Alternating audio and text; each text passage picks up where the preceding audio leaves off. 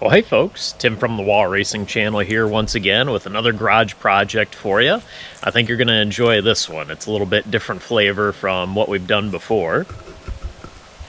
So what do we have here?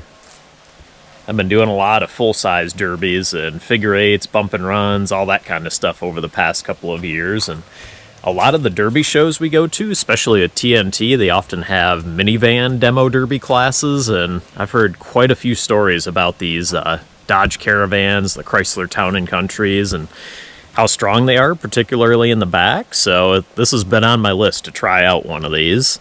So this is what's made it onto my trailer. Got this one as a special from my brother, that he had it as kind of a parts car, but it does run, drive, stop, but not very well, which is where the box of parts comes in.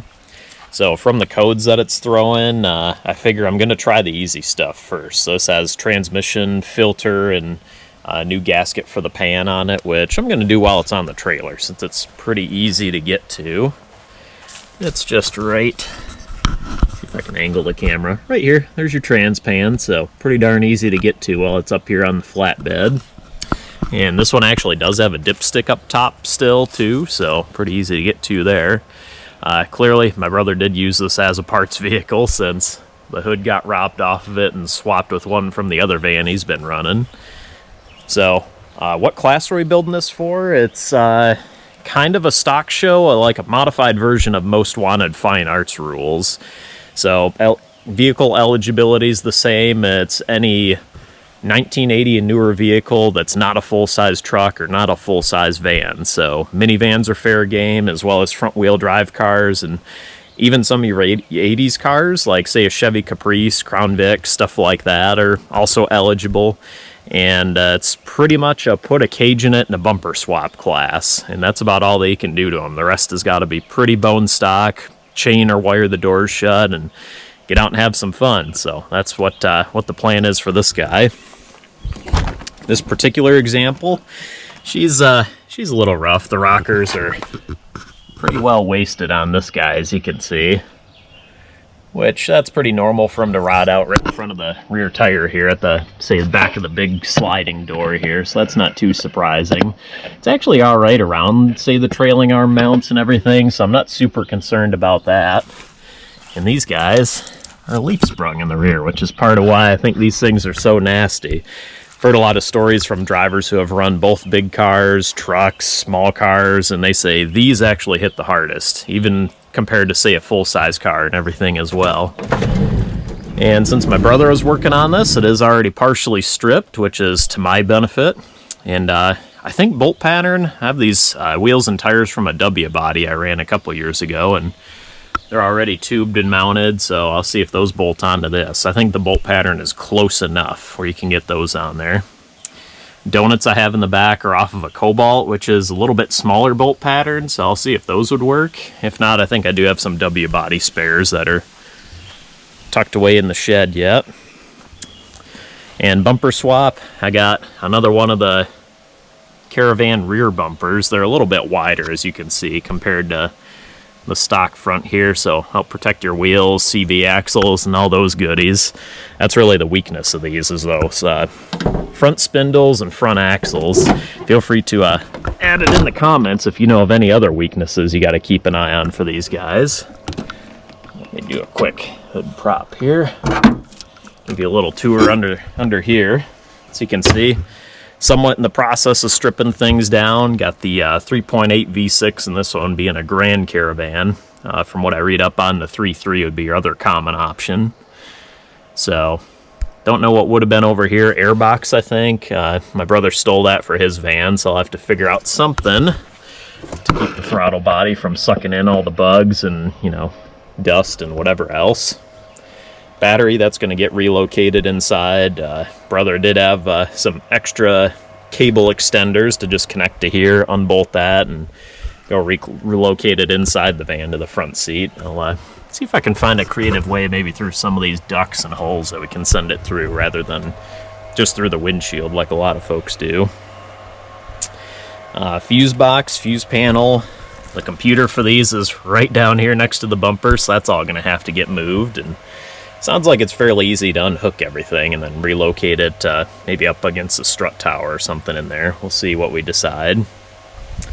But this one, it does run. It sounds like not super great right now, so I'm going to go with the easiest thing and do some plugs and wires first. That package does have new plugs in it, but unfortunately the wires ship separately, so I'll have to wait on that. But two of them here in the back are already swapped over from another van that we had, since they were absolutely cut in half. I don't know if it's from stripping it or from something else, so I think that'll be a good thing to go after first.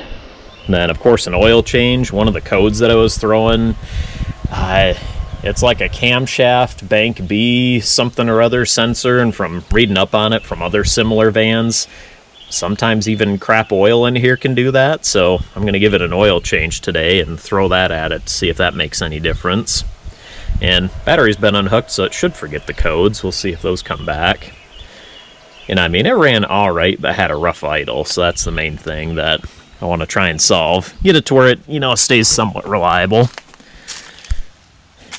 And then this side, this is probably the worst rust, right in the driver's side here. Look at that. Oof. So we're gonna have to do a little bit of patching in this driver's side, since that's where my butt sits during a derby in this thing. So we'll do a little bit of patchwork. I'm a little concerned about that spot in the frame there, but once you have all the doors welded shut and a cage in here that you're allowed to have, we are allowed to put a 4-point cage in for the class that we're running. It's a modified version of those rules, so you can't put the full box in here, and then a halo bar has to be inside of the roof from what they're saying for this year, so we'll do that. And this recorder really isn't too bad compared to the other side, and still has the original bumper on the back here, so I'll probably leave this one. The other one that I have for the front did come from down south, so it's in a little bit better shape. And then I don't have the key for it to open up the tailgate, but give you a look inside here. Pretty cavernous inside these guys. And the stock tank is in a pretty decent position, so it's pretty much right here under where the stack of tires is right now. So that'll probably keep so long as it keeps running, and unless you have any fuel pump issues. If so, I do have a fuel cell for a front-wheel drive car that's in the shed, so I could always install that if needed. And other than that, stow and go, so it's got the big old well in the back there. So the goofiest thing I've found on this is where they put the spare tire on a stow and go. It's right here under the middle, so that's a pretty bizarre spot to put it. And if you're just, mom or dad broke down on the side of the road, that'd be a pretty darn inconvenient spot to have to go fish the spare tire out to go put it on the side of the highway. Been there, done that. Not fun. Not on one of these, luckily. But that's pretty much it for now, and I'll have you guys ride along for doing an oil change today. We'll see if we get to any of the transmission stuff and see what happens after that. We'll give you a little test ride.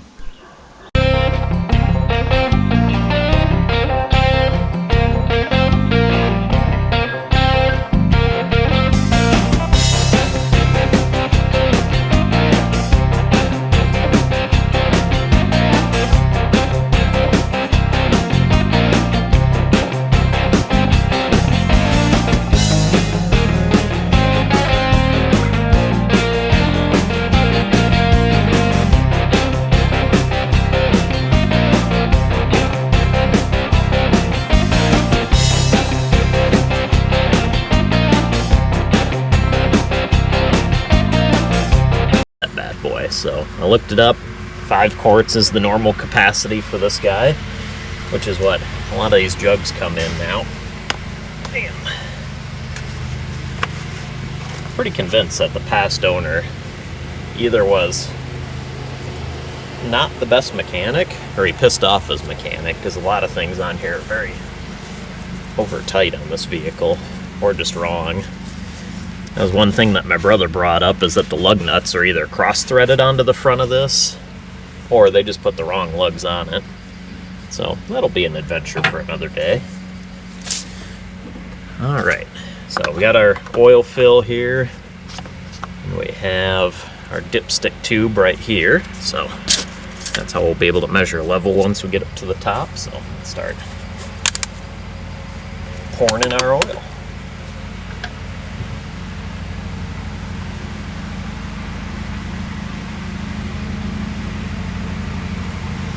Wake up, little buddy.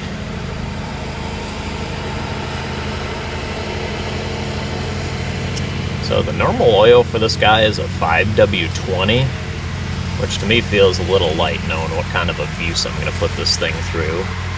So I went with a non-synthetic 5W30 for this one, partially because it was on sale at the auto parts store. And the 30 weight because I think this thing might see a little bit hotter temperatures than it would normal operating range. So in that case, in case the radiator goes out, we got a little extension of the engine oil protection there. Alright, so we got the oil change all done here on the van, and the next thing I'm thinking is changing out the transmission fluid and filter on this thing. So we'll have to end up pulling the pan off the bottom, drain all the fluid out that way, and that'll also give us access to the filter down there.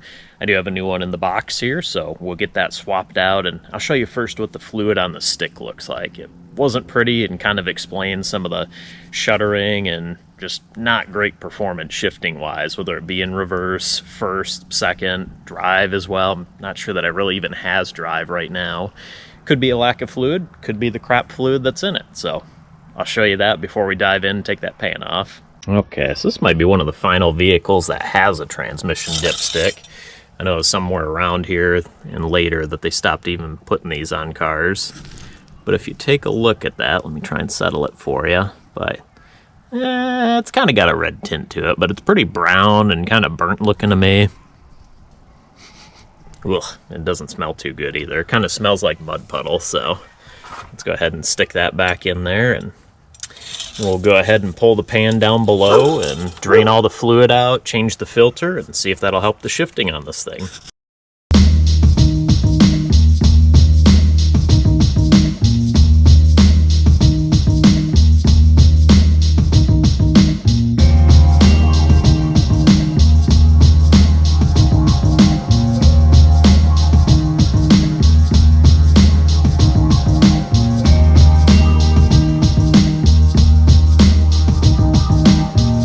Okay, well, finally got that trans pan to fall loose. It was pretty well RTV'd on there, so I had to really get the chisel in there and hopefully not ding up the actual bell housing too much here, the case. But yeah, that got her free, and ooh, this all looks pretty gross. It's pretty much black. There's a little tint of red to it, so you can tell that it was transmission fluid at a point in its lifetime.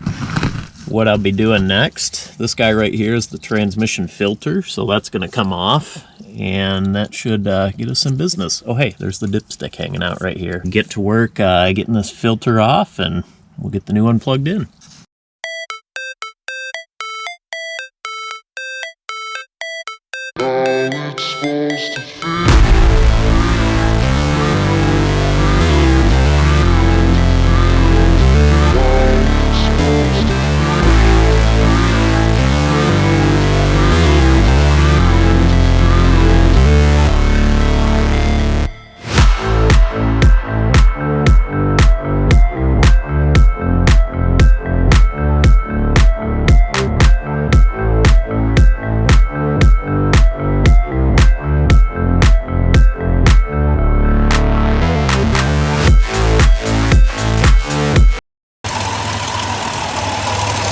Well, smoking a little bit, burning all the oil and grease and gunk on off of here. Putting my transmission rebuild in right now. Fluid change. So it says put half a bottle in for compact and subcompact engines. So I guess we'll start with that and see what we have.